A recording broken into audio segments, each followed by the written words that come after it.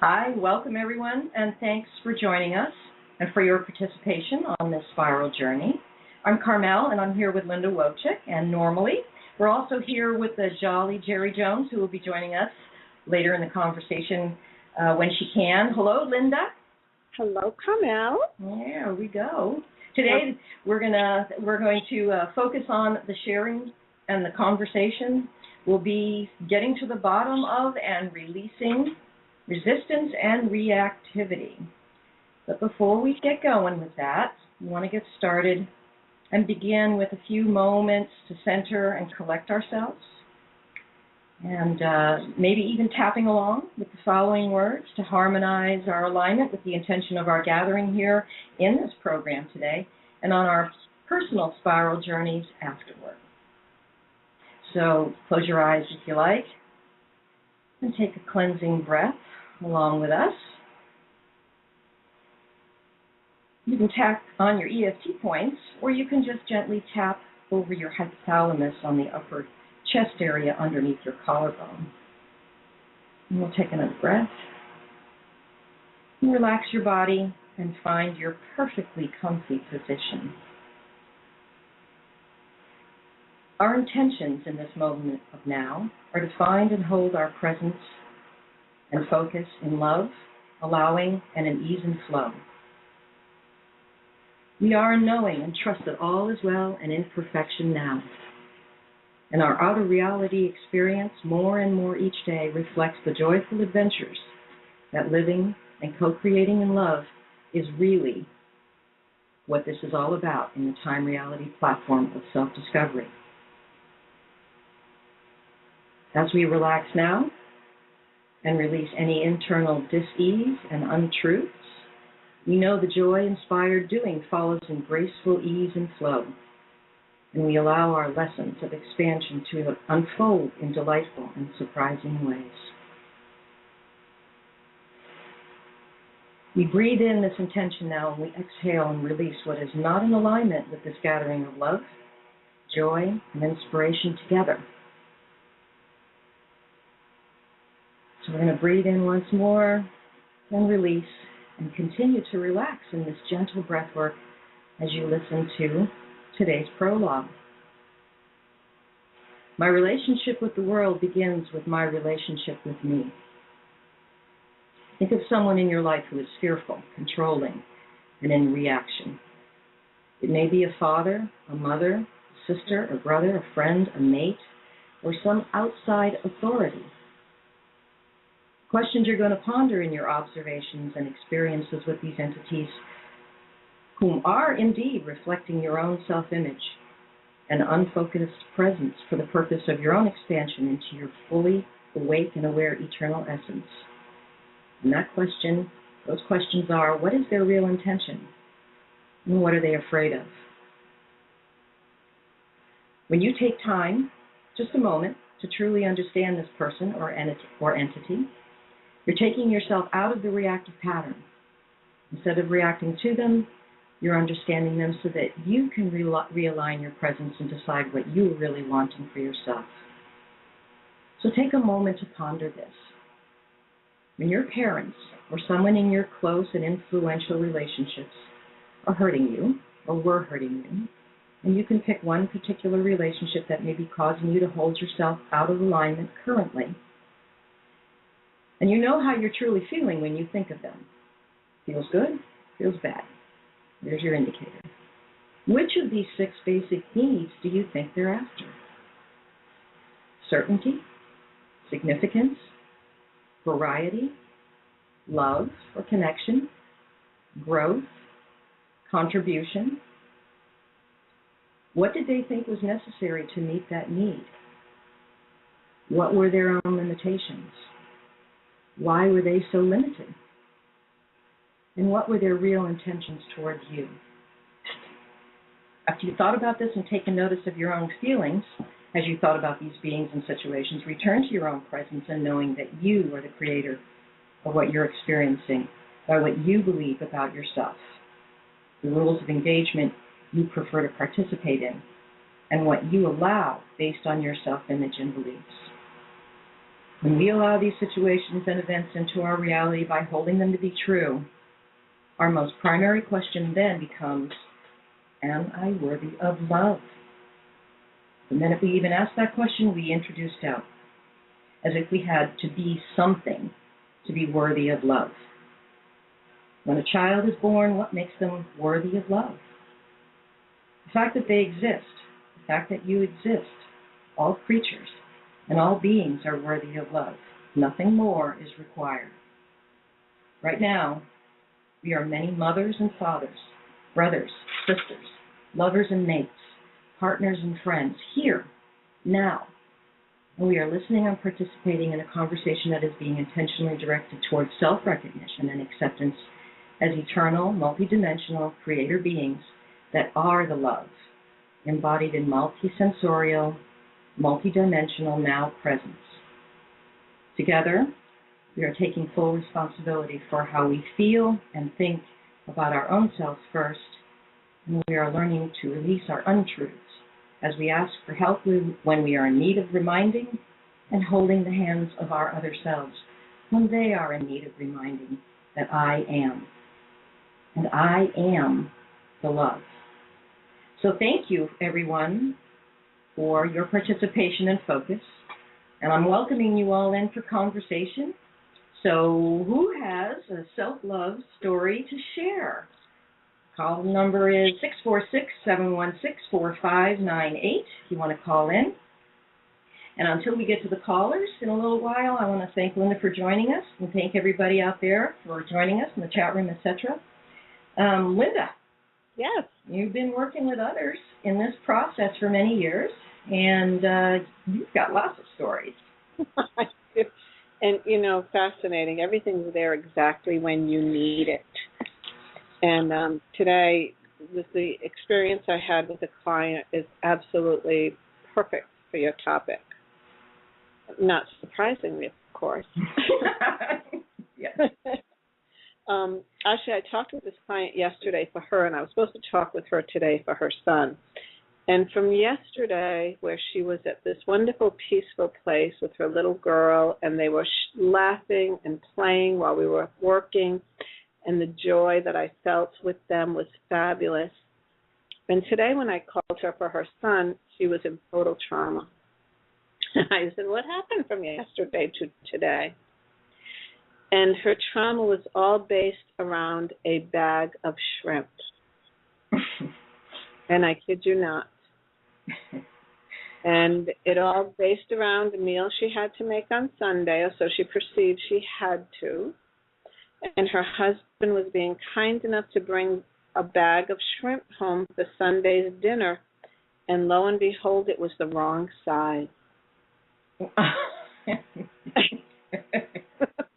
And this caused extreme trauma and turmoil in her life. And the funny thing was, yesterday when we spoke, her whole focus on this layer of healing was going to be all about watching how you blame.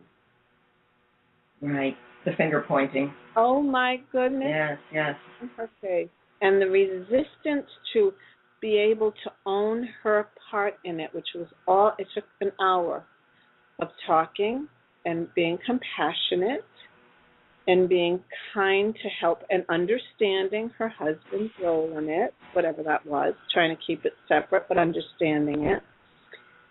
So she could see how traumatic the wrong size of shrimp created, a trauma in her life that had uprooted her to such extremes because her childhood was based on trauma. So she was reacting to childhood trauma, and her husband was pushing those buttons beautifully so she could heal this perfectly. And I think we got to a place where she was starting to see that. My thing to her was, that is your biggest problem. Do you have any? But she did. It was so huge to her. And she could not bring herself to understand how simple. If there's small shrimp, my solution was put them in the freezer and say, I'll use them another day. Thank you for bringing them. And she did not understand why he went into his child of making such a big mistake and being so stupid. And I said, well, what did you say to him when he brought the shrimp home? And she said to him, I hope you got something you're going to do with it because I'm not using it. Wow. No. So it was, wow, thank you for bringing that home. That was so kind of you. It's not the right size, but, you know, I'll put it away and we'll use it another time, or I'll bring it back. And she couldn't get that because in her child world, that was not how you responded to these situations. And so it was foreign. And it took me an hour for her to get to a place where she could almost see, not sure if she actually got it, that, wow, I could actually say that? Yeah, you could. You could say, thank you so much. He thought he was being kind. And it blew up in his face because it was from her. So I was fascinated by that, not being brought up in such a traumatic household. You know, I don't respond in those ways, but I do understand why people do, and that's what needs to be fixed. Yeah, those old habits, response habits are, you know, as you get older, hopefully you recognize, wait a minute, this isn't serving anybody. And not only that, as the kids get older, if you're doing this to your children, they stop responding in general. Or they just, you know, they kind of vacate the premises and they don't come near because you know, those patterns of, you know, reactivity and non-accountability for your emotional state is just not fun to be around. So children, you know, tend to like migrate away and take jobs in other states and you know. So even if you are not doing it to your children and you're doing it with your husband, you are teaching them that is how you do relationships. Right. So you're passing down that pattern through generational DNA that this is who we are and this is how we deal in a very unhealthy way. Right, and also, you know, on the opposite end of that stick, you know, being in a relationship and remembering that when you're in a relationship, you're actually in a relationship with yourself. No matter what it looks like to you in the mirror, you're in a relationship with a part of yourself that you really need to get up close and, you know, in personal with. And it's hard to go back. For many people, it's difficult for them to go back and admit when they've given their power up and why they gave their power up to us, you know, to these people who are either dominant or even passive, you know, because sometimes passive aggressives win as well, you know, when you're, okay, I'm going to win by just, you know, going limp, you know, and not participating at all. So what flowers? I need to know. What flowers do you use when you work with people with these kinds of issues where they don't recognize their own resistance and their own reactivity? Well, it's fascinating. The flower I tested for her today in this moment, because she is in such a state of trauma that all she can see in the future is that they won't be together and they will be divorced, which I said to her, if you keep on this path, you're absolutely right.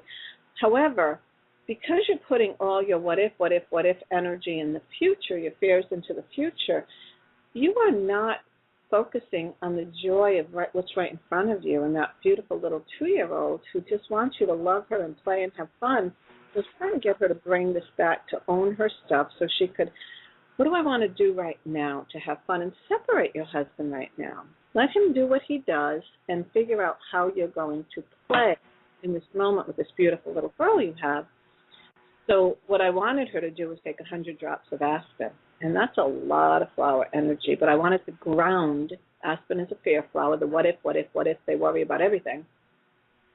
I wanted her to ground that fear energy so that she could just become present right now with how she wanted to handle herself, her relationship with herself. And after speaking to her, and I said to her, my goodness, all this wasted energy on a bag of shrimp, you must be exhausted. She said, I am so exhausted. And the whole bag of shrimp. Well, strong size. And this is how traumatic we make things that really are so insignificant that could just be solved by laughing and saying, "Isn't that funny? You brought the wrong size home. I'll just return it." Right. All the time it took to do all this trauma, which was hours, let me tell you, it would have taken 15 minutes to return it. Like, what are you doing? But when we're in it, you're uncomfortable that you feel as though you can't change, which isn't the truth, of course. No, it's not the truth. No, it's not the truth. You can make a decision in any given now and change direction in any given now. Mm-hmm. So it was it was just so fascinating. And then when you told me that this is what we're going to work on, which was after the fact of me having this reality with this client, I thought, isn't that interesting? She was so perfectly placed for that. Thank you. Yeah. Well, you kind of go with the hum here, and that all of that came with me. We had a request from the 5D media presenters, and there was a suggestion from a listener that said, it would be nice if there was a centering, a centering for the intention, centering for the intention of the conversation and what we're trying to accomplish here as a collective love presence. So when that started to have to think about this, I've got 2 hours that I'm going to have conversations with people here, and I would like it to go somewhat smoothly now that we're not having technical problems anymore. Right? Isn't that lovely? We've been through it all. So, I said, okay, now I can get down to it. Now we can have proper conversation. Now we can have a wonderful conversation without worrying about all this other stuff, popping and whizzing around us.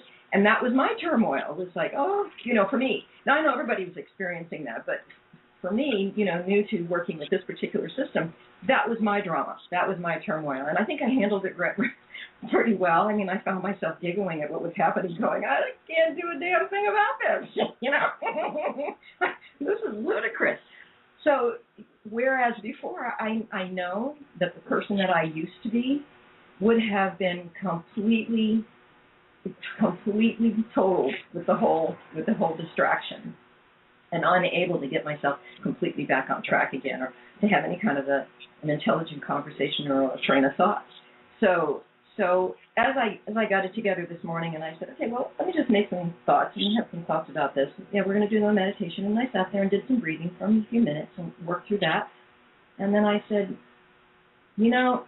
resistance is really the hardest thing for most people. There's an excuse. Everybody has an excuse for why they stay in the drama, why they keep creating the same things over and over again. The big yeah but.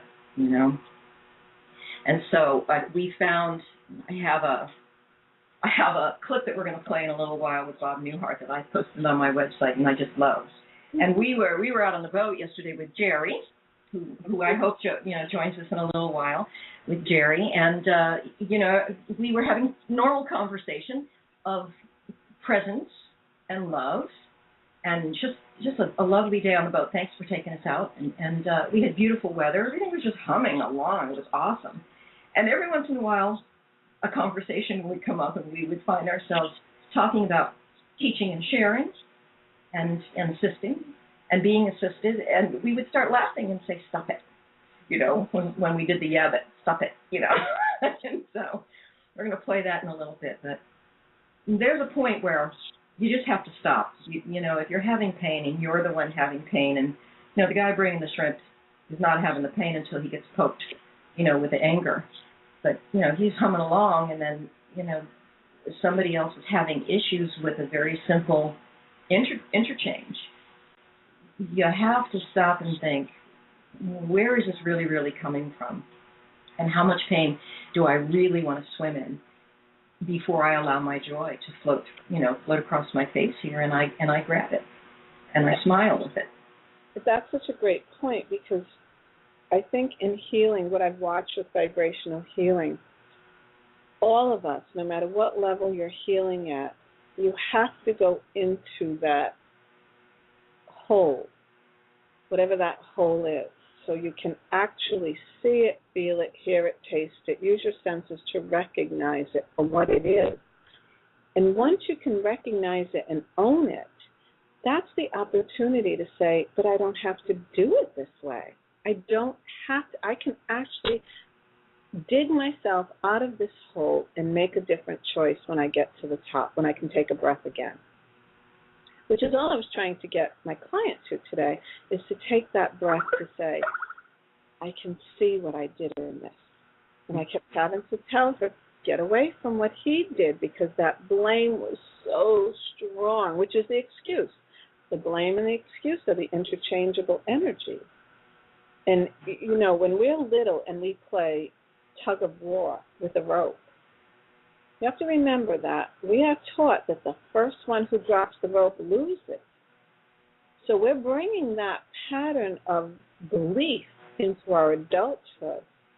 But as you heal at these levels, the truth is, the first one who drops that rope now wins. Mm-hmm. Because I'm not playing this. Mm-hmm. This game sucks. I don't want to do it. Yeah, and that's where, you know, we think of Aikido, you know, the martial art, which is, you know, of allowing, you know, deflection, you know, of energy deflection. You tucker your opponent right out. You let them swim in their stuff till they're all pruny or they fall down. And I guess we have to all swim in our own stuff until we can't swim in it anymore. Right. And admitting that you have it is so important. Oh. Admitting that you have it. I've been doing tapping with a friend of mine early in the morning, every morning, for about a week now. And there have been mornings where I've opened up my machine here and I've seen an email. No, I can't tap. I don't have time. And I ring him right up. Well, what are we running from? Let's get right to that. And we start with the karate chop, you know, point. We just tap. You can tap your hypothalamus. You can tap the top of your head. You can tap anything. You just want to remember this is why you're doing this. You're the neurolinguistic retraining. And I said, you know, here we go. Here's the script. You know, even though I'm feeling anxious, even though I'm feeling anxiety, even though I'm feeling frustrated, even though I feel like sometimes I'm out of control, I love myself and I forgive myself right now. And I'm going to relax, take a breath, and I'm going to start repeating things in my mind that are more joyful, that are more expansive for me. But the first thing we have to do is acknowledge that we're holding a ball of doo-doo, and we really need to let it go. We need to drop it. And it's ours. It's our stuff. Yes, it is. You know, that's in vibrational healing, the most important thing you can do when you are dealing with no matter what issue or layer we are on is to give it a name. Call it out and say, I know what you are now. I understand it. And to stop being mad at it. And just allow ourselves to love that I found you. Right. That's hide and seek. I found you. And now I'm going to give you this name because I know what you are now. And now I can fire you. I can change you, but I don't have to be mad about it. I just figured it out. That's a celebration. And once we learn how to celebrate, like all the cells dance with joy. I know they do. Right. Time. You know, at the end of the session, and I keep him there until I can hear him breathe in a more relaxed manner, because he'll hold his breath. I can hear him holding his breath. I'm watching him on FaceTime, and I can see him holding his breath, you know, and like looking at the clock and stuff. And I go, okay, well, you know, let's do this again. Let's get to the point where our adrenals relax and our belly relaxes and our breathing finds some sort of normalization, and you know, we can forgive ourselves and just be present. Just take a few moments right now at the beginning of my day and be present. Now, he usually comes along. He comes along, which is why he actually talks to me every morning. But he does come a little bit kicking and screaming, a little bit, you know. So we have a caller. Did you have something you want to add in there? Well, I think it's so great that you're just recognizing and allowing him to kick and scream as long as he needs to, but you're not going to play with him. No. And I'm going to go over here now and let me know when you want to join me. It's kind of like a little kid. Come on, I'm not playing that game. You want to play nicely? Come over here. Yeah, it's fun because I just keep running the scripts. And because it's not my pain, it's not my stubbornness, you know, it's easier for me to float around him and help him.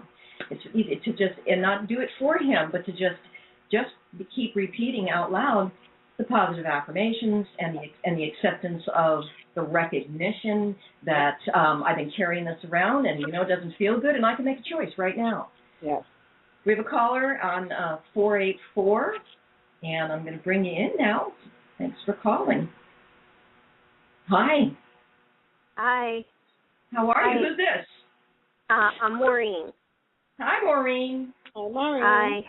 Hi, how are you? We're good. This is a very interesting conversation tonight.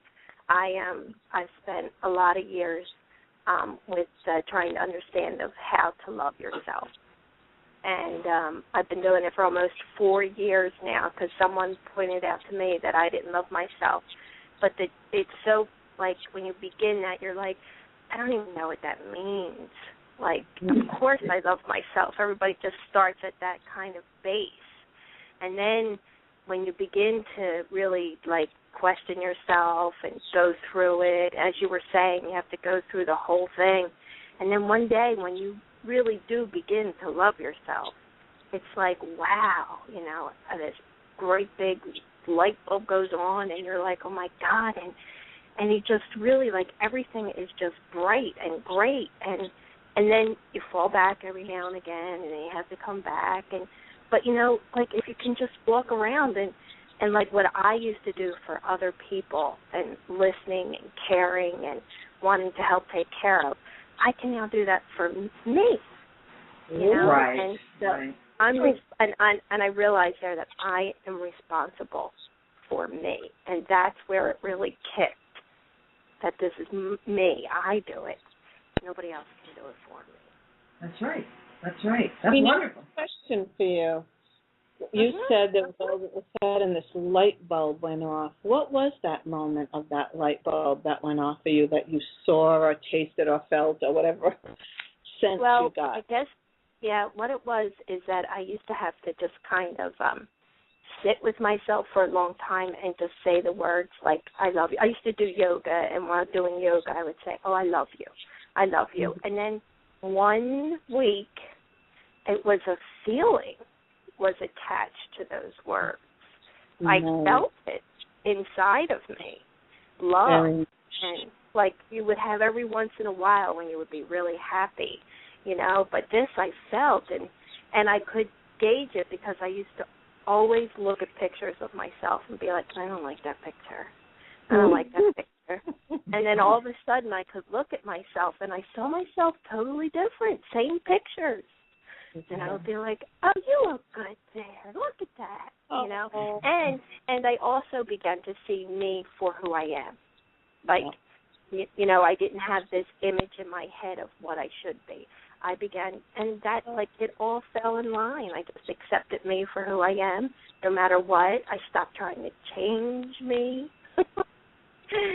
And I think everybody around me was very appreciative because I was pretty emotional, and I was constantly up and down and a bit of a tyrant, and I was just, you know, and I would just look, and you know how you'd see that look in somebody else's eyes, like, what are you doing?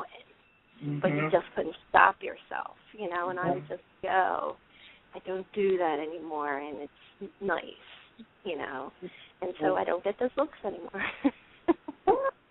So what do you do to maintain yourself when you kind of, you know, slip and slide a little bit? I meditate. I kind of pull myself back. I, you know, work at it almost every day. I realize you have to do that every day. And I try to be present in the now, which is hard to do, but it's just the best place to be because, you know, then you can see where you are. You can kind of feel what's going on, and you don't have to react to everything. As a matter of fact, I feel like very peaceful, and the meditation is what helps me work that. Does that make sense? Oh, yeah. Oh, yeah. Yeah, there's all kinds of tricks out there for trying to, you know, to find that peace and that centeredness. So when you say, when I catch myself, I try to remain now. Now, you know, sometimes you're out and about and you can't sit and do traditional meditation. So what tricks do you use to bring yourself back to your now presence? Oh, I guess it's mostly there's like this part of me that's kind of seeing myself, observing myself, behaving that way. And then I just start, like, taking deep breaths, and I'm like, and there's, like, a voice in my head that says, you don't have to do that. You don't have to. And I don't know if that's a trick or not, but I just hear it, and I say, you're right. I have a choice. I don't know. No, that's right. All you have to do is talk to yourself, and snap, you can put yourself right back into your own presence instead of sliding out and looking at the mirrored reality as being the reason that you're out of alignment. You've created that mirror and everything that you see. And once we take that responsibility seriously, it gets easier and easier to maintain that alignment.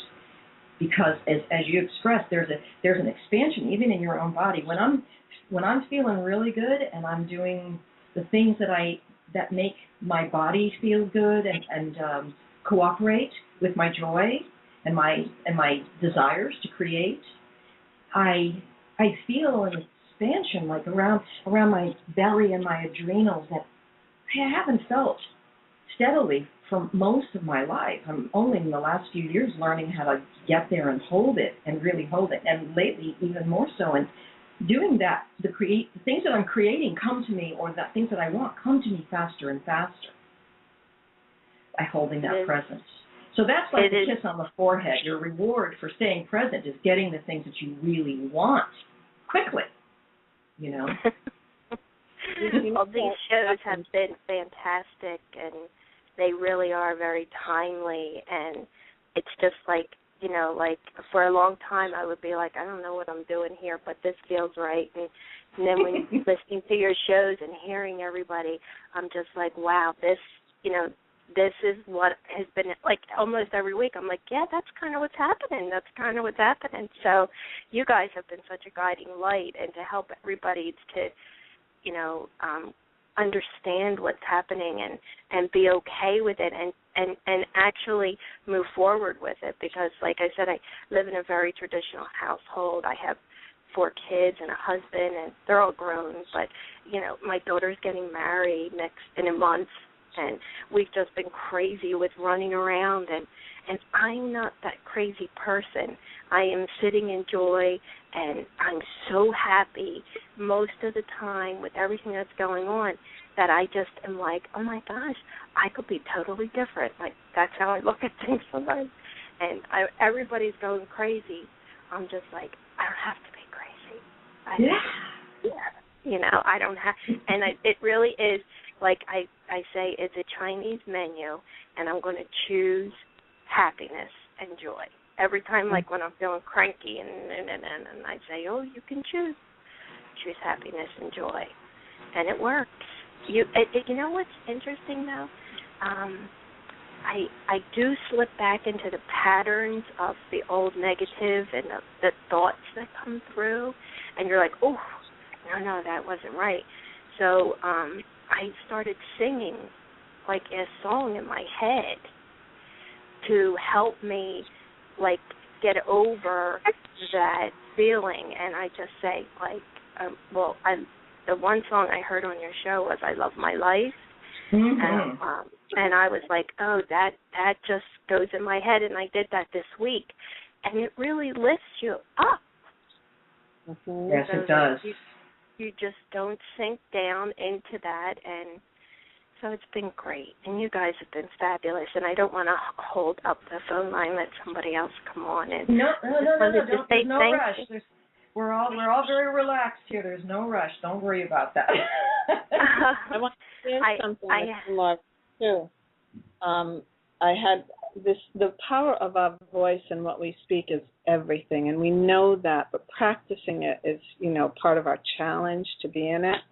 And a couple of weeks ago, my daughter was moving back home here with me, and it was on a Friday. She took Friday off, and we probably had 5 things planned in that one day, and I could feel the anxiety coming up of, oh, my God, of being in the future. We got to do this, we got to do that. And I said to her before we even started the day, I said, Hal, let's just focus on whatever we're in the moment. Let's do one thing at a time. And when we're done with whatever that is, then let's decide what we're going to do next. instead of planning the whole day out. And she said, Mom, that's a great idea. And we did the whole day like that. And I will tell you what I noticed is that when you are in that moment and you are absolutely enjoying it because you're choosing step by step instead of the whole day, it lasts so much longer and you get so much done. It's unbelievable, and you enjoy the whole process of it. Oh, yeah, it's fun. It was fun. We had a fun day. That's how I learned from that one experience how to be in the now. Again, because we're always learning how to be in the now. It's true. It's never automatic. You have to work at it, you know, and bring yourself back. That's right. That's wonderful. I mean, that's just, I'm the broken record that's got to get now, get back to now, just get back to now where your point of power is. And, you know, and then, but no, there are no buts. Do it right now. Just stop right now. There's no bombs falling around your head. Stop. So how's your daughter holding up with the wedding thing, you know? How's she doing with that? She's doing really, really well. You know, she is nervous now and getting down to the detail kind of end of it, but it's all coming together. And the thing about the wedding is that, like, it's just that I know it's going to be just this absolutely beautiful, magical event. I just know it in my heart, and I see it, and so that carries me, and I think that, you know, people pick up on that. That's the other thing I'm beginning to see, that if you are able to lift yourself up, and maybe it's a vibration, but you can fill a room and you can affect other people. And so where we're dancing kind of in a little nervousness, but it's still excitement, and everybody's like, it's okay. Even though things are not perfect, it's okay. Like you were saying, one thing at a time. Now at a time. Thing. Right. And if you one love, thing at a time. Maureen, if you love every step you're taking in it, you're creating it with love, it will manifest as love. That's just how it works. Yeah, I do agree with that. And you know, I have my sister. I have two sisters, but my one sister is very ill. She has pancreatic cancer, and she, you know, that whole loving herself. Like, I had to come to a point where I realized that I don't know that she'll ever get there, because I just, and you know, it's just like you just want to hold out to her, and but when I'm with her, it's so like my heart could break that I could be that sad. But when I'm with her, I realize this is precious. Nothing else matters. And so let's just focus on what's in front of us, good, bad, or indifferent, whatever she's dealing with. And I always say to her, but it's just for today. It's just for today, you know, and she can kind of grasp onto something, and we, when we're together, we have a good time, and we laugh and we joke, and you know what I mean? It's not all doom and gloom. But I just look at her, and I just wish that it was like you could just touch somebody and you know, say, oh, I wish you could love yourself. I just would, because that would help, you know. And it's just really tough. But I don't think that that's going to happen, because that's really hard. Like when you suggest to people that you should love yourself, which I think that there's a whole generation of people who don't even understand what that means, which I didn't either. So, and I don't know why. Well, I don't know. I guess the program. Don't you think it's difficult to understand that which you have never experienced? So if you're from a family who haven't loved themselves, you haven't learned how to do it. And one of the things that I've learned is that if I just love every choice that I make, that I am responsible for, then I am loving myself, because my choices are me. The only thing that I really do have control over are my thoughts, my words, my actions.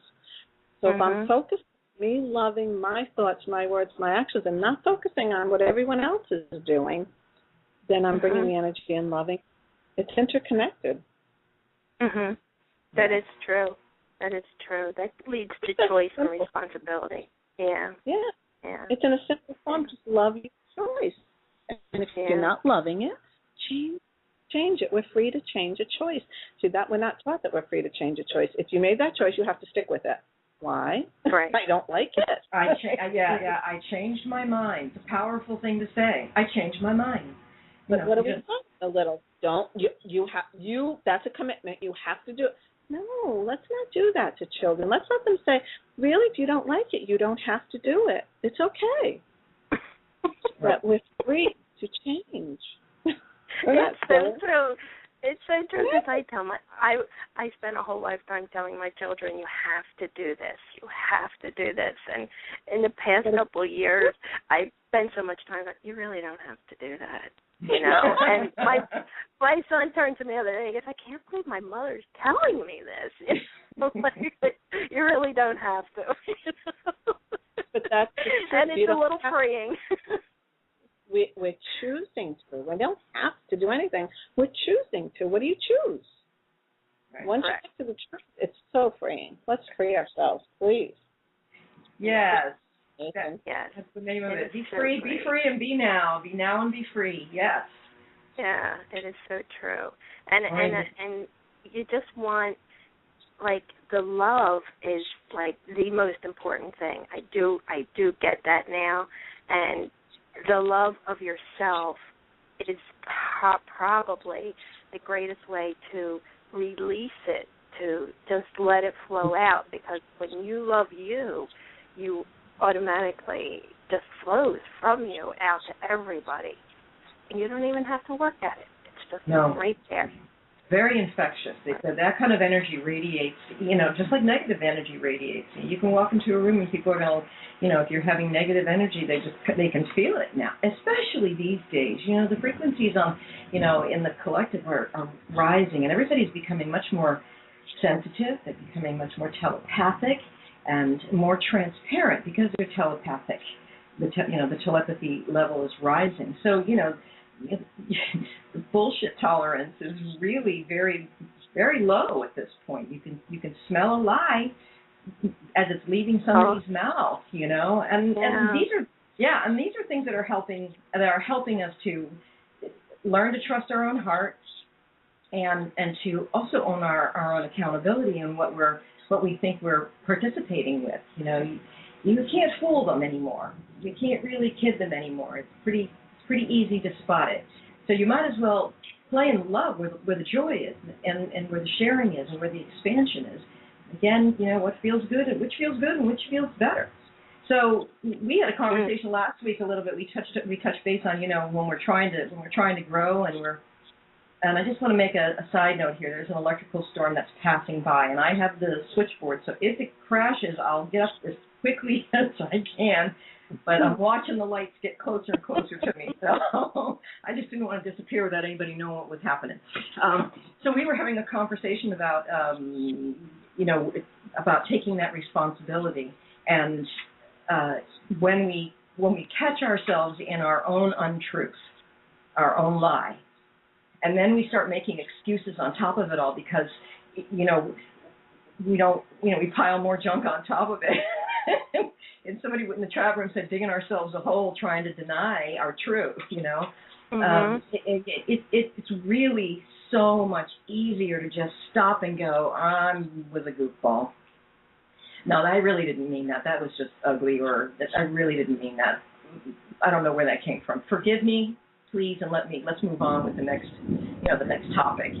So, So that accountability can be done moment to moment, and it makes your life much more easy, much more easy to smooth out as you pull up the weeds. You don't.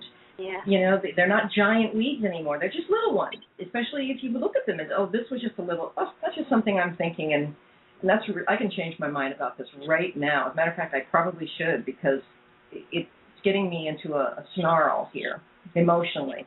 So emotionalizing your beliefs, emotionalizing your joy is kind of important, and de-emotionalizing, desensitizing yourself from the things that you believe are to be that frighten you. Getting into what frightens you, stick your face in it and say, what is it about this that frightens me really? Like you don't really have to do that. Right. I loved when you said that last week when you were saying this just that was a silly thing to do. That's a great word. It's so light and it's very forgiving, and you can just go, whoop, whoop, okay, on. It's great. I look forward to the day when our society in general learns to be more forgiving. Sometimes I feel like we are the most unforgiving society, and we can't, it's not enough for someone to fall or do something wrong, but we have to beat them up, and we have to, that's why our jails are so full with, non-violent crimes. It's like, seriously? Pretty soon, what are we going to happen? We're all in jail and no one's paying taxes. I really don't understand that, because we all do make mistakes from the bottom to the top. And if we could just forgive and allow ourselves, when it's appropriate, certainly, people who are extremely destructive in our society should probably put away and not let them hurt other people. But nonviolent crimes, most of those people were paying taxes before we put them in jail. I just think about it. It's very true that you should say that, because I have one of my sons, he's a lovely individual, and it's such a bright light, but going through his years, he had 2 DUIs, and he had to go to jail, and that near killed us and killed him. And he is this person who, even we were like, oh, you think that would teach somebody, that could never do that again. And he did not like the experience, and he did not like being there. And there was nothing we could do about it. And it just made me realize that you have to, before I was very ready to put everybody in a box and be like, well, that person who's in jail must have done something. And so it caused me to just open my eyes. And so much has happened this year to cause me that I realized that I never knew what was happening in front of me. That what I thought life was, none of that was for real. And here I was reacting to all of this. It was just TV or something. Do you know what I mean? It wasn't real.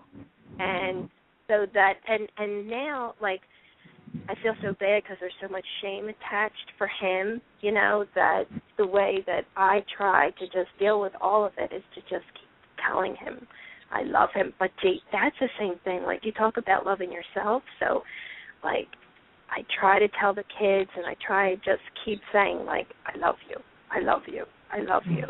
And telling them to love themselves. But I was like, I did such a good job. They don't know how to love themselves. And then I did that, I helped that process along because I thought that I was doing the right thing at the right time. But now I realize that it's totally different. It just seems like the world totally changed, and I'm really glad that it did. Yeah. But, I went along in it for a long time. But it's okay, and he will, if we keep loving him and keep pushing it towards him, he will change. He will love himself. It's really hard. Yeah. I had conversation with my kids when they were getting older. And they, well, we don't really like the way you do this. And I said, where you did this. That's what it was. We don't like the way you did this. And I said, you're right. And now I'm looking back, that was not the thing to do. Those were not the things to say. It was not the style. If I had known who I really was when I was doing those things, I would not have done those things. So I can only tell you that if I could go back in time and change it, I would. You have to know that that's the truth, and I love you, and I did the best I could. And if you're angry with me, it's okay. It's okay. You should be for a little while. You need to process that. But I can't go back and change it, and I recognize it. And that has stopped, has it not? Yeah, it has stopped, but it's going to take a little while for us to, get past that. But, you have to have these conversations as they're getting older and start when they're in their teens.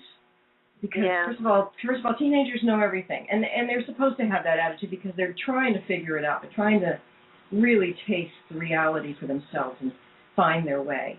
So, they've got that, you don't know anything anymore, and they start losing respect for their parents' quote-unquote authority, and that's when those conversations need to start, and they need to be real, I think. They need to be real. I said to my daughters, I have 3 daughters. There's no need for you to have anything happen to you that you don't want to happen to you. I can't follow you around, so you're going to have to make sure you understand that when you give something energy that's not fun, you're keeping it alive. So, they come home with a problem at school, and I say, well, if you give it energy, it's going to live, So can you turn away from that person?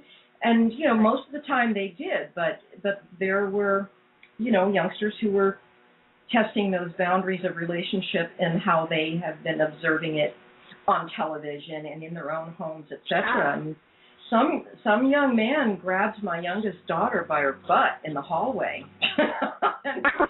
and really, I've always said to my children, if you go to the people in charge who are supposed to be helping to protect you and they're not protecting you, I have to actually give you permission to take care of yourself, and I'm going to do that. So don't make me come to school unless it's for something really good, something real. And this kid grabbed my daughter's butt, and he said something rude to her. She was walking by the hallway, and she's a little shorty. And this kid was, tall, 6 foot. She jumped up, and she grabbed him by his shirt, and she slammed him against the lockers. Now, there was a teacher who was standing in a doorway because the classes were changing, and this guy used to carry an axe handle, to keep the boys in check. He was really, and he was standing there, and he was watching. He saw this happen. She slammed him against the lockers, and she knocked him down, and she said, "If you touch me again, you're going to find out what comes next," And she turns around, and the teacher is looking at her. He goes, "You okay?" And she goes, "Yeah." She says, I'm okay. I'm going to the office to report this because she took this kid down, and there were witnesses. I'm going to the office to report myself. Wow. She went to the office, and nothing happened to her. Nothing happened to her. And the teacher looked at this kid and went, "Get up and get to class." But good for her. Well, she needed to. I mean, I can't follow them around. And, the rules out there are kind of weird, for these kinds of things. And again, my children and many children have had instances where they've gone to people who are supposed to help protect them, and nothing was done because, there's just no wherewithal to the person that they went to them with, for this. So, when you send your babies out there, you do the best you can. And you have them, you're doing the best you can. You're trying to protect them. And that's, that thing that I was reading earlier about there's 5 basic needs. What are you after when you're doing something? And your intentions do matter. If it's love, the love will come through. But how we love people varies greatly. So what are you after? Are you after certainty? Are you after significance? Are you after variety? Are just a stimulation? Are you after love or connection? Are you after growth? You want to learn something, or are you wanting to contribute something? So parents usually are trying to, they're after certainty. I want to make sure you're safe, and contribution. I want to teach you something. But we can't open up their little heads and cram this stuff down. They have to have their own experiences. And it's the same thing for us. When we're willing and open to have experiences and fall down and admit to ourselves that I'm just being silly and it's okay to change my mind, without beating myself up and taking myself down to Haagen-Dazs and eating a gallon of ice cream because I'm beating myself up about something. And I used to do stuff like that. I used to eat like a whole box of Dove bars because I was punishing myself for something. You learn to stop doing things like that because you're learning to love yourself first in better ways so that when you go out in the wide world, you take that with you, and it's much easier for everybody who comes into contact, who you're attracting to you, and comes into contact with you. I find that, speaking to clients too, that mostly we're looking to be validated outside of ourselves. If this person thinks I did good. If this person thinks I'm worthy. And, if you're going to heal at these levels, the validation has to come from the self. And the self, which is, we talk the first chakra all the time, there are three main components: responsibility, happiness, and being proud. So when I'm responsible for myself and I'm happy with myself and I'm proud of myself, that's my validation right there. I don't need anyone else to tell me anything. Right. And I wish we would teach children those things at very early ages so that they feel really good about who they are. Yeah. It's being done, I think it's being done more consciously these days, more so than my parents and my grandparents. There was a whole realm of control that was being slowly instilled into the masses, and we're breaking out of that now. So we're learning how to do this differently. I think we lost Maureen. I want to thank you for calling, and we're going to take a little comfort break here. I'm going to play something fun for you all to listen to for a couple of minutes. I'm Carmelle. I'm here with Linda Wojcik. This is Spiral Journey. We're on 5D Media Network on Blog Talk Radio. And, hang on. Let's have a laugh, as Geri would say. Hopefully she'll be able to call in soon and join us. Dr. Switzer? Yes, come in. I'm just washing my hands. I'm Catherine Bigman. Janet Carlisle referred me. Oh, yes. Still being buried alive in a box. Yes, that's me. Should I lay down? Oh, no, we don't do that anymore. Just have a seat. And let me tell you a bit about our billing. I charge $5 for the first 5 minutes, and then absolutely nothing after that. How does that sound? That sounds great. Too good to be true, as a matter of fact. Well, I can almost guarantee you that our session won't last the full 5 minutes. Now, we don't do any insurance billing, so you would either have to pay in cash or by check. Wow. Okay. And I don't make change. All right. And go. Go. Well, What? tell me about the problem that you wish to address. Oh, okay. Well, I have this fear of being buried alive in a box. I start thinking about being buried alive, and I begin to panic. Has anyone ever tried to bury you alive in a box? No, but truly thinking about it does make my life horrible. I mean, I can't go through tunnels or be in an elevator or in a house, anything boxy. So what you're saying is you're claustrophobic. Yes, that's it. All right, well, let's go, Catherine. I'm going to say 2 words to you right now. I want you to listen to them very, very carefully. Then I want you to take them out of the office with you and incorporate them into your life.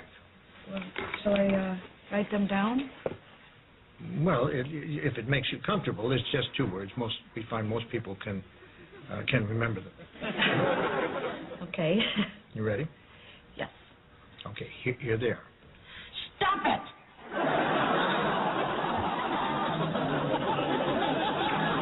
Sorry? Stop it! Stop it? Yes, S-T-O-P, new word, I-T. So, what are you saying? It's funny.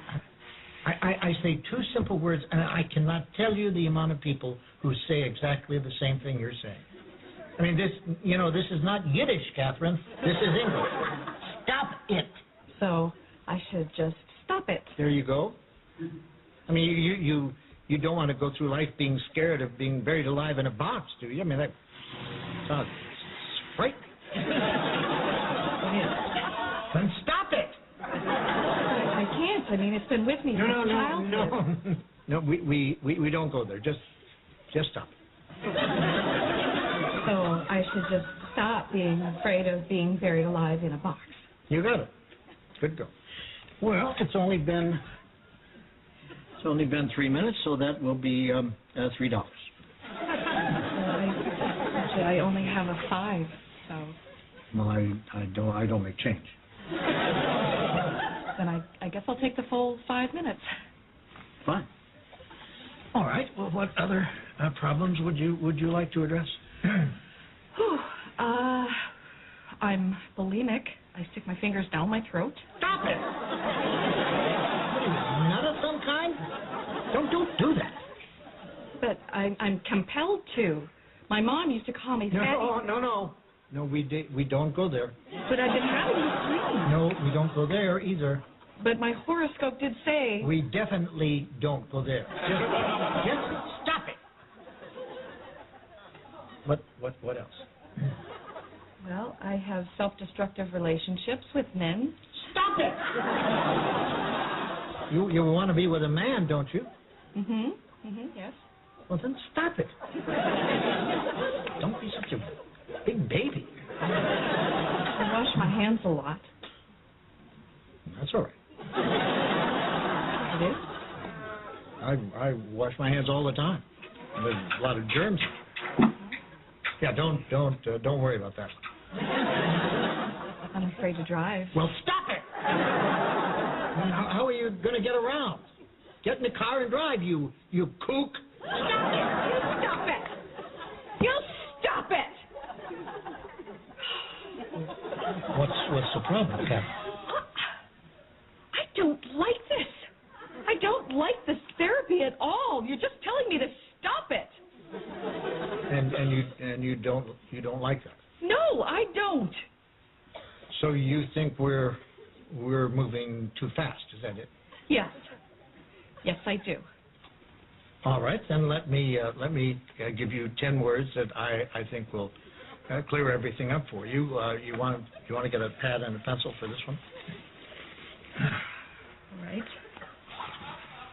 Are you ready? Mm-hmm. All right, here are the 10 words. Stop it, or I'll bury you alive in a box!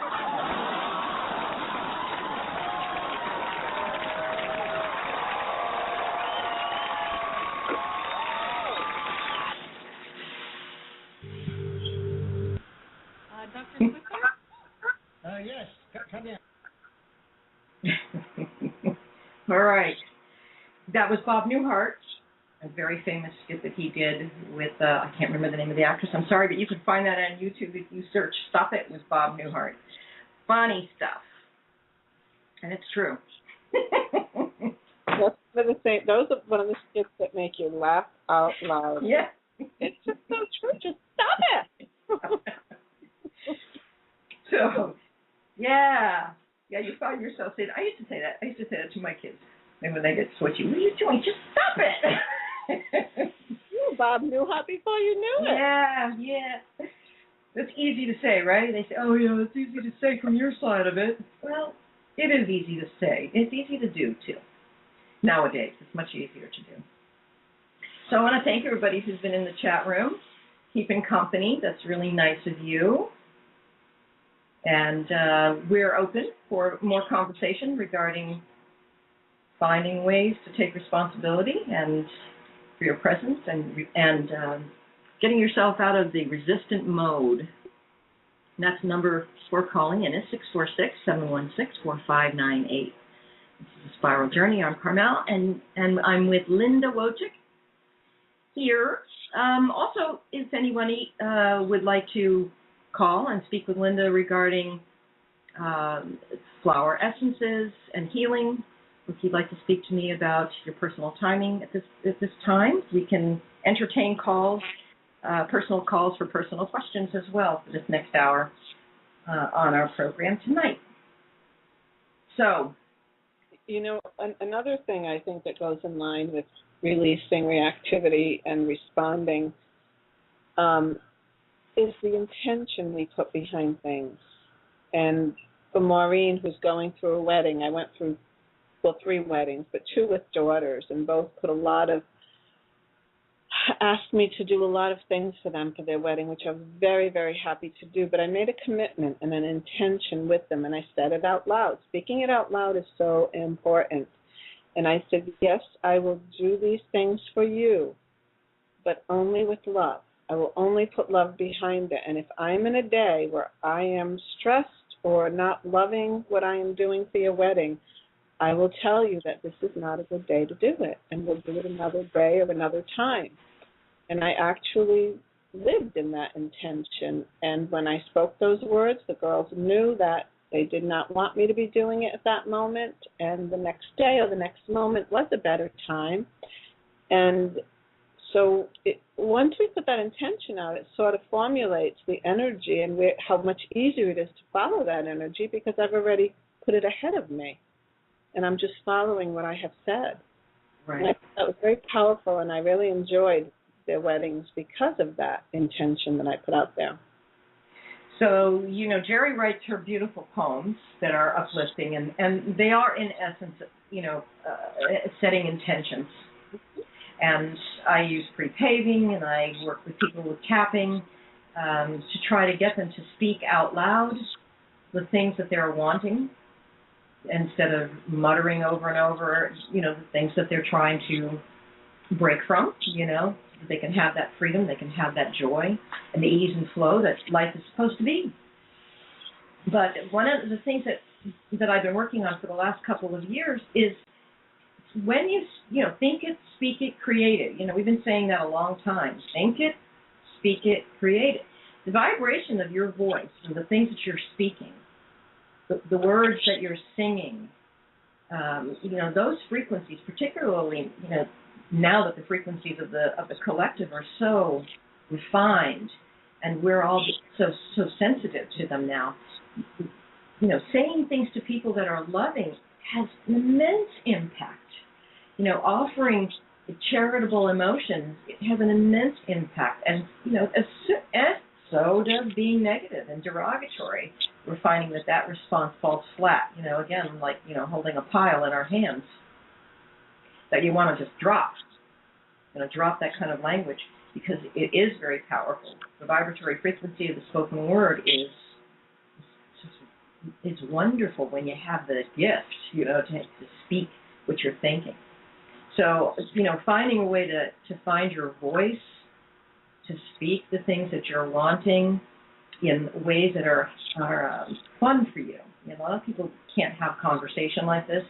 They don't feel like they want to contribute to these kinds of conversations, but they really do feel something, and they really do need to express. So that can be through art, it can be through poetry, it can be through singing, it can be through writing music and just playing the music. It can be through cooking and sharing in that way. Doing, in any kind of doing, is, in harmony and joy and presence, is a wonderful way to share your expression. And so just because somebody doesn't do it the way you would prefer it, we have miscommunications within lots of married partnerships. He doesn't talk to me, she doesn't listen, blah, blah, blah, those things. Changing the conversation into not necessarily a verbal conversation, and being able to hear the subtleties, the nuances in a relationship, in a communication between people, is something very beautiful. I mean, often much richer than empty words, empty conversation. And, I think what brings me to my thought here is that if I want something from someone else, maybe I just need to be doing it for myself and not look outside of, again, for someone else to meet my needs. I remember one great story. It was a couple of years ago, and I had just gotten my boat. My boat. I love my boat. And it was a beautiful day, and I still haven't really gone out all by myself on the boat. So I always needed a co-partner or, mate, first mate. So I called quite a few people, and no one could go. And I literally could feel my younger self come out and be so mad and so upset. And so I watched myself, and I took myself outside of myself, and I said, why are you really upset right now? And I heard myself say, I want to go to the beach. And my adult self answered my child self and said, well, get in the car and go to the beach. And I thought, oh, that's a good idea. Literally, I went to the beach, and I didn't go on the boat, but I had a wonderful day because I met my need. My need, instead of fighting with myself over what I couldn't do, I figured out what I could. Mm-hmm. I mean, but it takes so much energy of ourselves to stop being that child who's stamping their feet because they're not getting what they want. When there's a solution somewhere. And, if we can talk to ourselves literally out loud and say, what is it that I need right now? I now can hear those answers very clearly. Right. And I start hearing answers to my questions. Ask, you will receive is a very powerful truth. Right. Out loud. Out loud. Out loud. Out loud. Was there that would think I was totally crazy. I'm having a conversation with my true self. Mm-hmm. But I knew it was important. I needed to have that conversation out loud so I could hear it. Well, I kind of I talk myself through things all the time out loud. I putter and I mutter at the same time. And when I'm trying to figure something out, I'll talk myself through it out loud, which is awesome because, I bumped myself. I was doing some things the other day, and I bumped and I banged myself because I was trying to get around something with my hands, and it was kind of hurting me. And I said, oh, you bumped yourself? Okay, we're going to go in there much more carefully now. Okay, I'm going to be careful that I don't bump my hand again. Now this, anybody who's watching me, but again, they think, what are you doing talking out loud? But I worked at a job where I multitasked. I had so many things going on at one time. My boss would come by my area, and I'd be talking out loud, and I had a headset because we had multi-lines. And he'd go, are you talking to me or are you talking to yourself? Half the time he'd walk by, I would be talking to myself. So this kind of thing is having that loving self-thought. I think Geri's coming in. Yeah, Geri wants to come in. So, having that conversation with yourself out loud and using the words that you want to use that are going to create the things that you are wanting to create is definitely something worth practicing. And to be able to get to a place in healing where you can see outside of yourself outside of yourself, is a very powerful place to be because you're actually viewing yourself now from a different dimension, so you can be more compassionate, more understanding, more forgiving if you can actually view it from those levels, which is what healing is really all about. Yeah, I'm sorry, I don't mean to be distracted, but I'm trying to get her in. I will just call in. Okay, she's going to call in. That'll be great. I'm sorry, Liz. Yes. Okay. Yeah. Say what you mean, Alice. Use your right words. When you see the labyrinth, the little gremlin people, they said, well, she's trying to get to the center of the labyrinth, and welcome, Geri. And as she's trying to get to the center of the labyrinth, she had to keep asking for exactly what it was she was really wanting. And every time she was haphazard about that. Hold on a second. Hello. Hey, you. This is Geri's recorded hello. You might like to leave a message, and if you do, I will respond as soon as possible. Guess not. Thank you. At the tone, please record your message. When you have finished recording, you may hang up or press 1 for more options. I'm sorry. Never mind.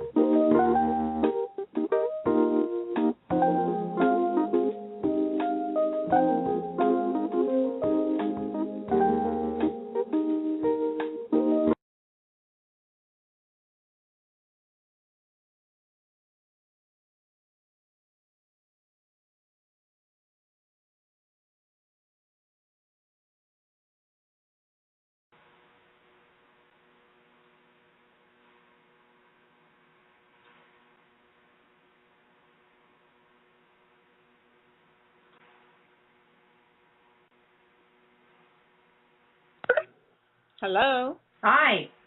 Hi. I can hear you. We're back on? Yeah, I don't know. I got music too. I hear music on the show. Well, can you hear us chatting? Can you hear us talking now? Yeah, okay. Thank you. We have lightning here, so it went down. I apologize. Thank you very much for hanging in there, everybody.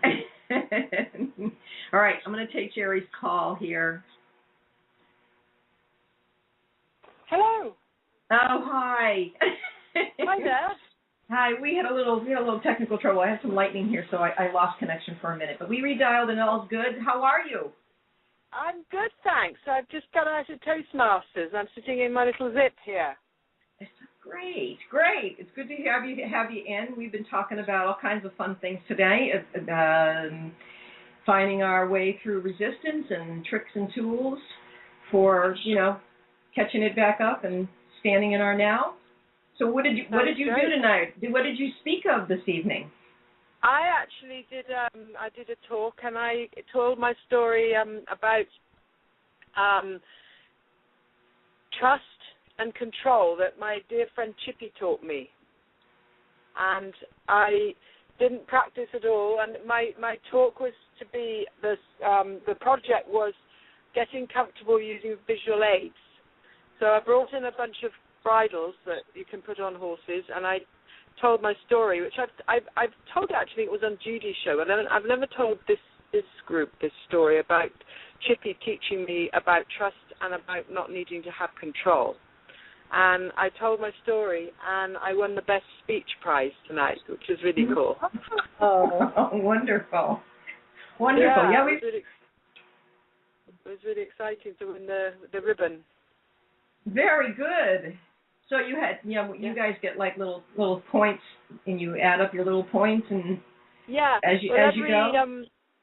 There's 10 projects in the first manual that you get when you join Toastmasters, and this was my last project. I'd done 9, and this is the 10th one. So I got a special little button, and now I'm a competent communicator now, having done the 10 speeches. So that's good. I did them in just a little over a year, which was pretty good.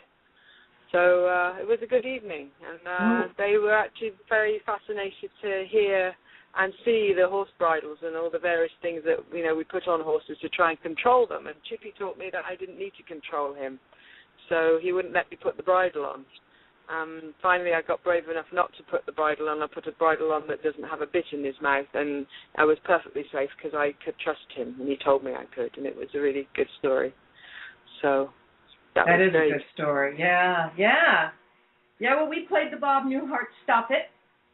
Oh, stop it! I've been doing that. Yes. The thing that we kept saying to each other all day yesterday was fun. It was fun. So I shared it. Stop it. It hurts. It hurts when I do that. Well, stop it. Excellent. So it's all going very nicely. Hello, everybody. Anyway, I'm glad I'm here to at least say hello. I've just got to drive home now. It's about 45 minutes drive home, but I just wanted to check in and say hi. And I told them I'm not coming next month because I don't like missing the spiral journey, sharing it with all of you. Well, everybody in the chat room says hello, and they love your Chippy story. So great. That's good. Well, I can listen in and on the archive recording tomorrow because it'll be there up, and I'll download it onto my phone and I'll listen to it tomorrow.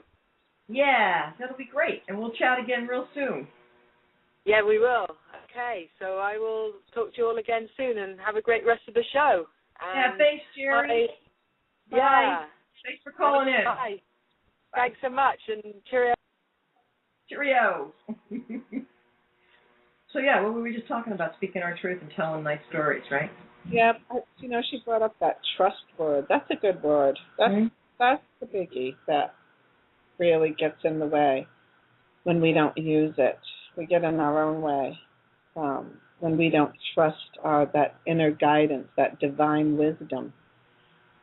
And when you trust, the one thing I've learned that divine wisdom never steers us wrong. If we would just follow divine wisdom and trust it, we will not go in the wrong direction, but that little fear monger gets in the way and says, wait, you can't trust that. Yeah, that's that little training monkey on your back, you know. No, don't do that. Don't do that, and then you end up going the other way, and you get, a little slap or a little bite or something that says, well, why didn't I do what I knew I was supposed to do to begin with? And we do it over and over again. An obstacle. Have you ever seen a traffic jam way up ahead in the interstate, and you're thinking, I'm gonna outsmart this, right? and your gut says, just get off here and don't worry about it. You'll find your way. You'll find your way around this. You'll go up and around, and you'll go up in a couple of exits, only to get stopped again. More obstacles, right? And then you have to come to a point when you're messing around with your inner being, with your inner voice, and trying to really tune in to hear it very clearly, so that you have much more direct communication and clear communication. Yeah. And you stop and you have to giggle and you have to say, all right, well, it doesn't really matter. There's a minor delay here. I don't have to worry about this. I can just sit here and and ponder while I'm sitting in traffic, and ponder what I didn't hear before. Yeah, maybe listen for a moment. Yeah, did I? Is there something I was in denial about that I can think about for a moment? What did that feel like? What did it feel like to hear my real voice versus this one that made me get off and become frustrated over here? So yeah, that's a slippery slope sometimes, but we were learning, and I think most of us are getting better and better at it. Well, I had a great experience with that trust energy about 3 years back, maybe 4 years back now. I was driving into work one day, and it was October. I remember it. And I heard so clearly that someone just screamed down from me, buy a house with Shannon, who's my oldest daughter. And I said, what? So I got to work, and I called her, and I said, I just heard that I'm supposed to buy a house with you. Now, she lives in Denver, and of course she got excited. And so she started the process, and my fearmonger came in and said, oh, my God, where am I going to get the money? How am I really going to do this? This is crazy. What am I thinking? And I didn't even have to say anything, because she could feel vibrationally from across the ethers that my fear had come in. And so she stopped looking, and I stopped talking about it, right? That's how we deal with things. Mm-hmm. So it was February, and I'm in Montserrat in my pool, playing in my pool, and I hear someone scream at me, buy a house with Shannon. What that? So I got up, and I called her, and I said, look, I heard it again. Go find a house. Obviously, I am supposed to do this. I'm going to trust it this time, promise. We'll figure it out. I don't know where we're getting the money.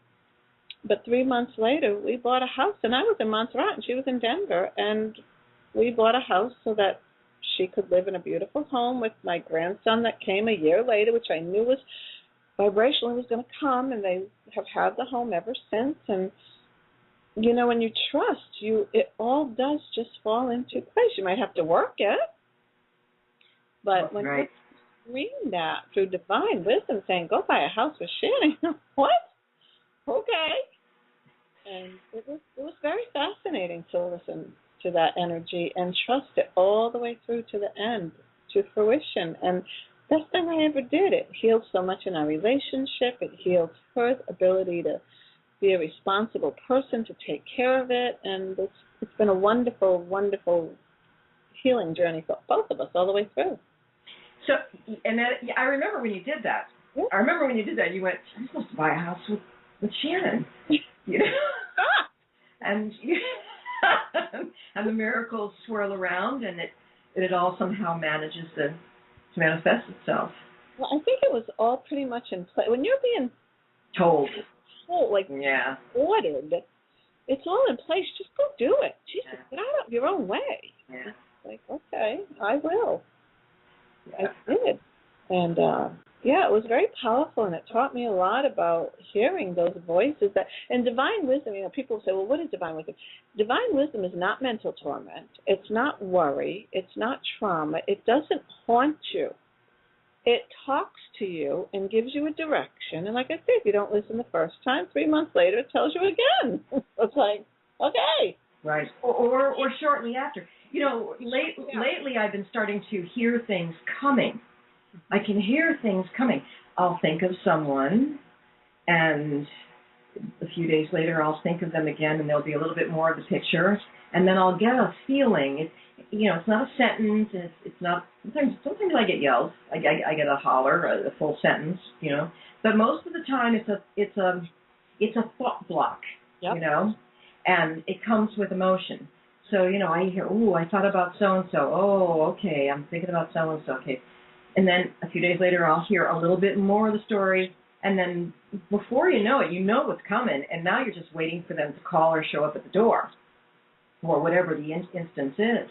And I've been finding that I've been able to kind of stay ahead of the program just a little bit, because I'm taking the time to slow down and to, when you're in presence, you have that wherewithal, you have that space around you so that you can hear. You can actually hear conversations in the ethers. You can actually send messages and get them back, and get them back. I've had conversations with friends like you. I have conversations with you in the ethers all the time. Yep. And we'll just hit Skype and we'll touch base. So but also knowing what it is and maintaining that truthful presence, which is that space around you, allows you to have that telepathy and begin to trust that telepathy that everybody is beginning to see and have and use nowadays, lately. And it comes in many, many ways. I mean, being ordered is one, and having that being sort of like, you're kind of like in the future and you're hearing it and then it's happening, it's kind of a nice energy that's happening. But sometimes, people will bring it to you. They will say things, and you're hearing something specifically for you, which actually happened to me many, many years ago when I learned kinesiology. And I had my, a first health food store, and I'm in the store, and someone came that was an acquaintance and told me about an herb company coming to teach muscle testing. And I said, well, what is it? And he explained, you put your arm out and you put pressure on it and you can read a person's vibration, yes and no response. And I thought it was silly. I said, no, I don't think so. And he left. And a month later, he came back and he said, they're coming back and I really think you should come. And Beth gave me his reasons. And I said, no, that still sounds too weird for me. I'm weird enough in this world without being that weird. And he left. And he came back a third time. And that's when I said, I'm being silly now. Obviously, someone is trying to tell me to go. So I did listen 3 times as a charm, and I went. And many seminars later, out of 10 people, I was the only one who continued doing it. And 30 years later, I use it as my practice of choice to help people heal. And it was just so fascinating how it was handed to me over and over until how many times do I have to bring this to you before you're going to come? Okay, I guess 3 is enough, but nobody comes back when people keep sending them away. Right, that's They're right. Very aware of their messages are coming and how they're coming and how you're seeing them, and enjoy them, because all of a sudden it's that ding moment, like, wow, this is for me. Okay. Right. When you're closed off in your resistance, you're not hearing anything. You just, you're like spinning around in your own stuff and you can't hear a thing. So, there's so many gifts for just being now and being loved. There's so many gifts that come to you, and they're very, very small. Most of them come in very little ways in the beginning, and then you get hit with a wave every once in a while that's unmistakably like, wow, look at this miracle that happened, Yeah. You began muscle testing me in the 80s. I had all my little guinea pigs. Yes, you began muscle testing me in the 80s, and so, and you can do self-testing, finger method testing. I do. If you go to Linda's website, healingyou.com, you can learn more about her kinesiology work there. healingyou.com. And if you go to my website, there's a post that I put up where I was standing in my room, and sometimes I meditate standing up. There's a position that I use where your feet are shoulder width, not too far, not close together, and you bend your knees just slightly, just to give you like a little bounce, a little spring, so that you're not rigid and holding yourself rigidly.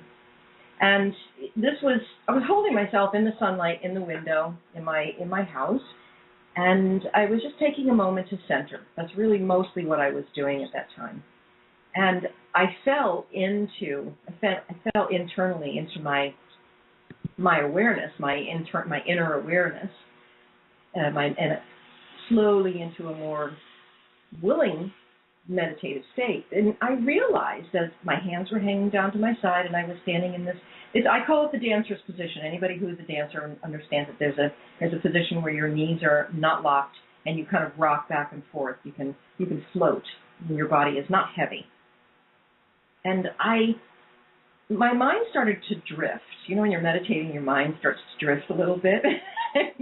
And my mind started to drift, and I was asking questions, and I realized as I was standing there that my body was a pendulum. It was responding in a positive and negative mode. It was giving me an answer, but it took me a minute, because when I asked the question, and I started to lean forward. And I went, wait a minute, get back into your position. So this is why your knees being bent is really kind of important for this. And I said, oh, that was interesting. So, I went back to my center, my presence, and I asked another question, or I was having another thought, and I started leaning back, and that was like a no, no. So I started to get it. Oh, my gosh. My body is giving me physical manifestation, an answer to a question. I'm actually a conversation I'm having in my mind. So when I was on the right track and it was the truth, my body was leaning forward. There's my positive response. And when it was something that I didn't want or was an untruth and not good for me, my body was leaning back. And when it was really strong, it would throw me off my feet. I would have to catch myself. It would throw me off my balance. So there's an article up there, and it's called "You Are a Conduit of Truth." If you want to go up to my the empressoftime.blogspot.com, lots of free toys and things for you to play with up there. Help yourself, have a good time. But this particular blog is called "You Are a Conduit of Truth." It's up there for you, and also there's a little thing that shows you how to do the finger method of muscle testing, the way Linda uses it. She also uses the arm method as well. But any way you can find to get to your inner truth, to get to your truth, and to ask questions. When you're, for instance, on a special diet, or you're trying to find the best foods for your strength and your vitality, you can stand in front of 3 different kinds of apples and use either the finger method or your whole body method for getting an answer about which food is more energizing for your body. Linda, you work with this all the time, don't you? Oh, yes. And that is very powerful. You have to let go of all control of what you want. And you just have to, like you say, let your body be very relaxed and very limp, and your body will go towards what is very good for you. I remember one day when I had the store and putting a vitamin on a shelf. As I put the vitamin on a shelf, my whole body went right at it. I'm like, wow, that was really good for me. It just went, it's like a magnet. Yes. It's very powerful, and, it's a lot, it's fun to play with energy. I mean, this is a game we're playing in life. And when you learn the game of energy, oh my God, I think it's a fun game. Well, maybe someone else wouldn't. I always tell people, in this new time, in the new reality with the new frequencies that we have, these opportunities to play with ourselves in ways we've never thought about before. Yeah. I am a conduit of truth, and I am. You are a conduit of truth, and you are when you're willing to express your truth, when you're willing to allow that truth to flow through you without judgment. Yes. And I think up until this time, the fear of being so different overrode our ability to play with these energies. And I think as we are all healing and learning, being different is exactly who you want to be. Because how you are being you. And when someone says to me, "You are weird," I love it. Yeah. That means I am being me, because I have to be weird to be me. I'm different than you are. I can't be you if I'm going to be me. Yeah, somebody said to me, "You're really odd." I love that word. You're really odd. Thank you. I take that as a very good compliment. I just started laughing and I went, "You mean as in having no match?" I can do that too. I think that when people start, looking at us that way, we have accomplished our goal. Yeah. If you're not afraid to stand in your own individuality, it's noticed. It's really noticed.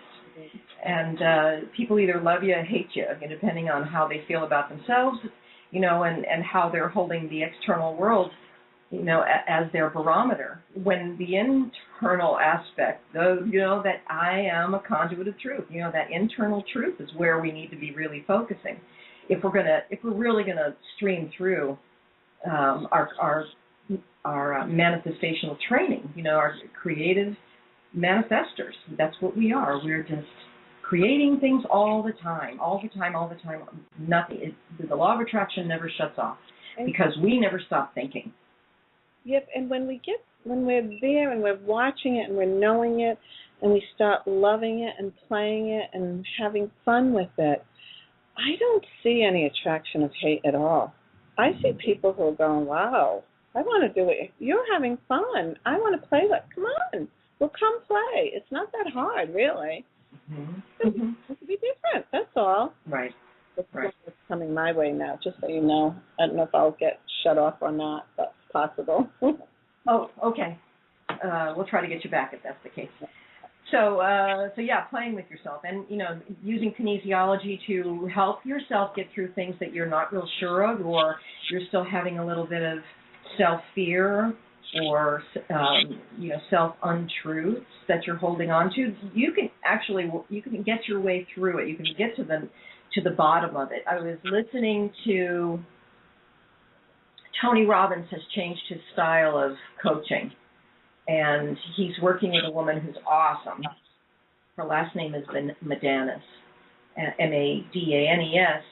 and they have these large groups that come in, and somebody will stand up and they have an issue that they're trying to work through, and they can, they help people to find their balance, get back into their selves, and get down to the real truth. Now, you can do that with yourself if you're willing to ask the hard questions, and be okay with it and just go, but that is, when you find out something about yourself, again, to say, that was just silly, and it's really not true, and so I'm just going to skip through that. If you learn how to muscle test, if you learn how to use your own, the sensations within your gut and your heart as your guidance system, we have many more opportunities for expansion, willfully and joyfully, and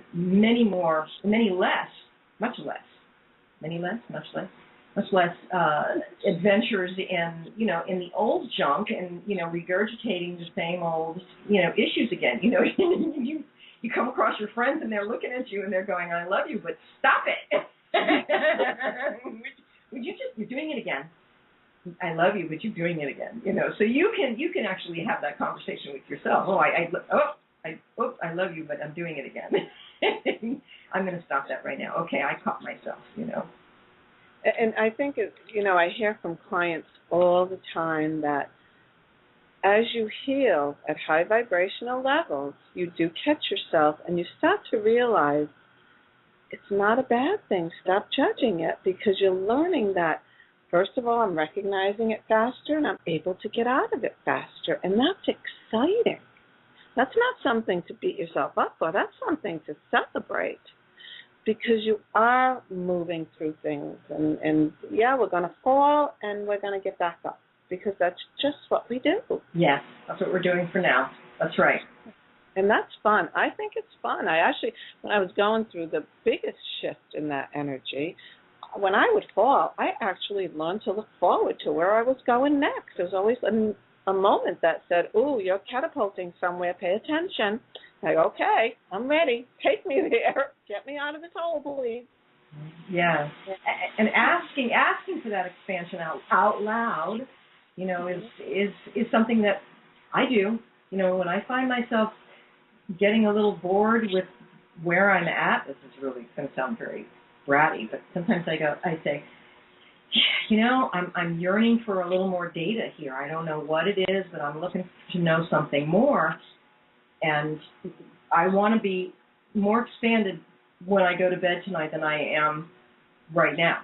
Mm-hmm. And that will come to me. I will get the data that I'm looking for, and I love it. I mean, I love it when something piques my curiosity and fascinates me and keeps me focused and absorbed in something. Your joy is in your fascinations and your focus, especially if that fascination and focus is a pleasant thing, that it's that's harmonious with the people around you and in a co-creative exuberance. Or even by yourself, playing with yourself, having fun by yourself. The other thing I see that's confusing, I think, especially when you start to heal and you start to notice, we confuse excitement with drama. Sometimes, yes. Yes. And it can be very, very confusing. And, I have learned that with drama, there's a lot of chaos. There's a lot of, when we think drama is exciting, you're going to end up with chaos and all kinds of crap following it. But when you're into the real excitement, there's peace attached to it. And that's the difference between the two. Excitement is very peaceful, it's expansive, it's fun. Right, it's fun. When you're using drama for your excitement, it's not fun at all. It's a lot of crap that goes along with it. So that's how you can sort of separate those two and know that this is not really excitement. This is just drama. It's keeping me in this mood, whatever this is. And that's not fun. No, and if it's not fun, I don't want to do it. That's what we want to say. If it's not fun, I'm not doing it. Yeah, I saw a bumper sticker that said, if it's not fun, why do it? And I would, that's been something I would love, I would love to be able to remember every moment of every day, to say, okay, if it's not fun today, I'm not doing it. But that's a negation. So it is my intention today to look for and allow the joyful expansion I want to see in my life. And it works. I mean, it really works. It's just a simple little phrase that I can repeat anytime I want. It's my trick. Find your own trick. Find your words. Find your truth. And bring that forward. And relish it. Play with that. Have a good time with it. And then when you're bored with that one or you've grown past it, find the next one. It's really fun to have new toys. Yeah. Anybody out there have any fun stories? I mean, we've been sharing ours, but... Christine, how come you haven't called in? Is Christine on the board? Yeah, she's here. I'd love to hear from her. And Sheila's here. Sheila, how come you haven't called in? You have your finger up. I'm gonna come and get you. She's had her hand up. Hello. Hey, Sheila. I've had my hand up for 45 minutes. It's really aching. I did. I didn't see the little blue thing next to you. I didn't. I'm so sorry if you have been. That's okay. It's just when you're talking about trust and things, I thought, how cool would it be to come on the show and talk about Geri while she's not there and she can't hear me? She's listening. I bet she can hear you. She can hear you. So I thought I'd just do that and talk about when Geri and I met and just how you can meet someone for the first time and know by their hug and know by their smile and just the way that they look at you that you can trust them forever. You know someone that will never let you down, never disappoint you, Never betray a secret. And that will always be there. And you know, when you have a friend, a real friend, and you never let them down, magic things happen all the time. That's just the way absolutely. Yeah, she's pretty magical. We had a wonderful time with her yesterday. Uh-huh. And I feel the same way about Geri. She's just somebody that she's solid, and she's truthful, and she's genuinely joyful. And she's so real. Yeah. The real person. Yes. Yes, she is. And it's like, I know, I mean, I've done some exercise in trusting people before. We do one where someone stands behind you and you have to fall back with your arms straight down and trust that they will save you. That's a good one to do. And I know I could do that with Geri.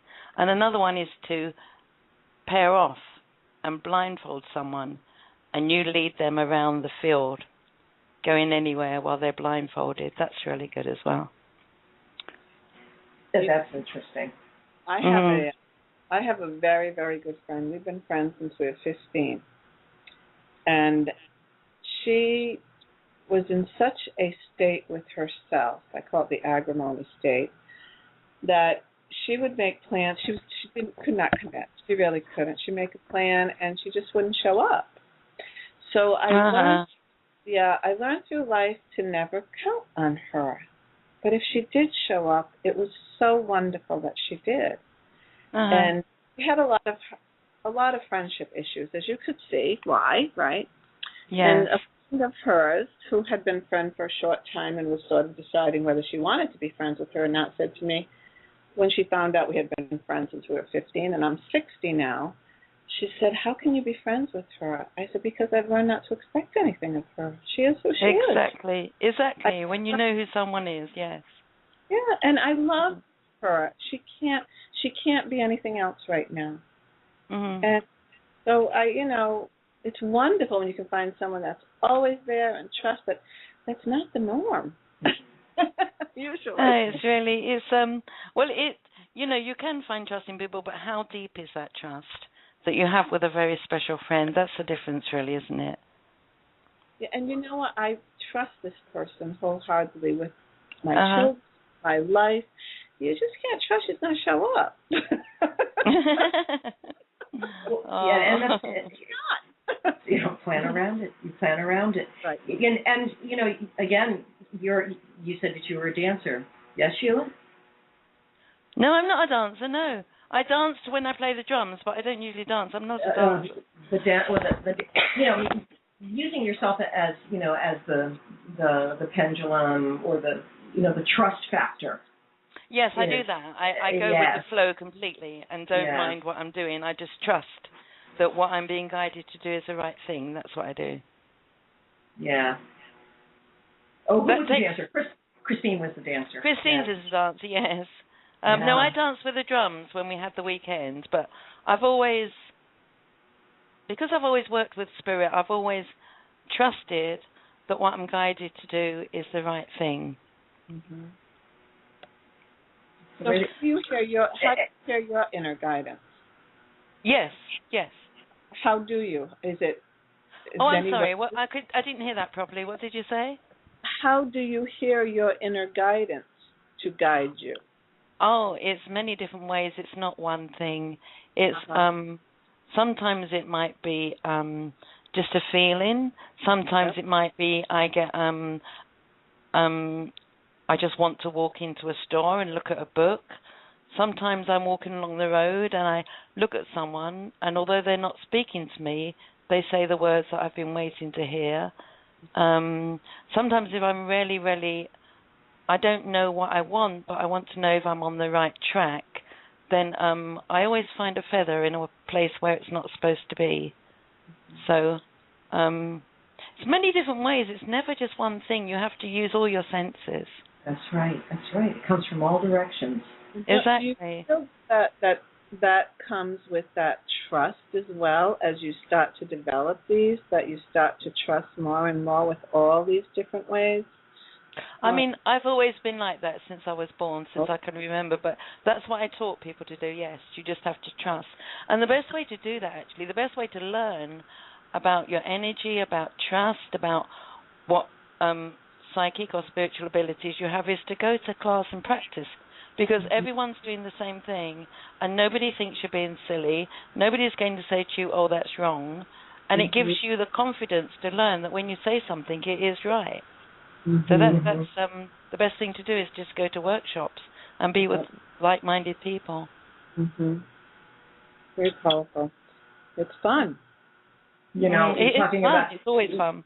You just said, you know, you listen, you wait, and then somebody will say something. Somebody will say something, and keep bringing you back to this thing that you're actually going to run into. So day before yesterday, I was smudging my house, and I used to have a whole bunch of feathers that I have been collecting as they've been given to me, you know, on my travels, you know, finding them and falling out of the sky, etc.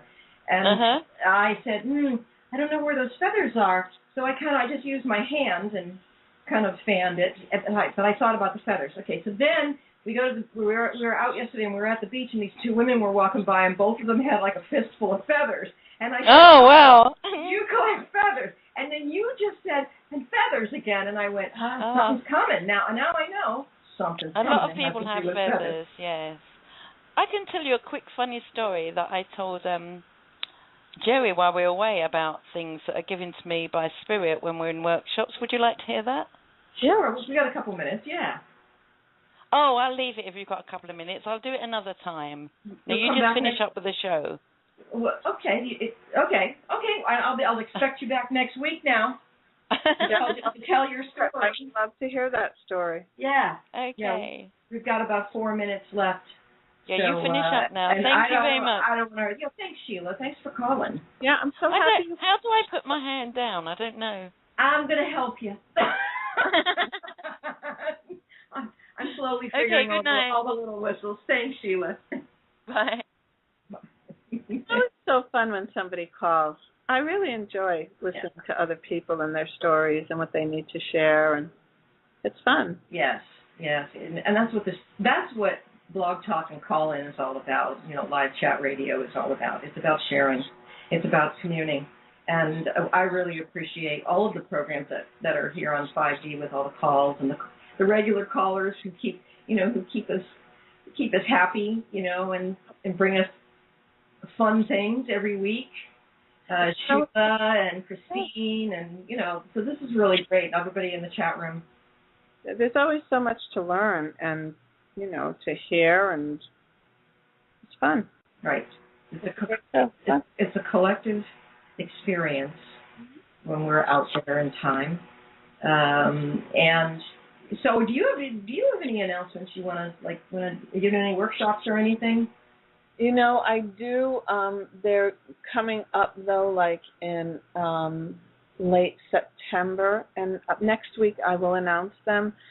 It's the workshop. One is going to be held in late September in Sturbridge, Mass, and I have another one in I think it's November.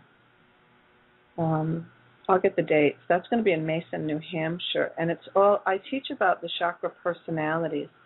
For 30 years, I've been watching personality types and how I use them with flower essences. I talk about the agrimony personality all the time. That's the very first chakra personality type.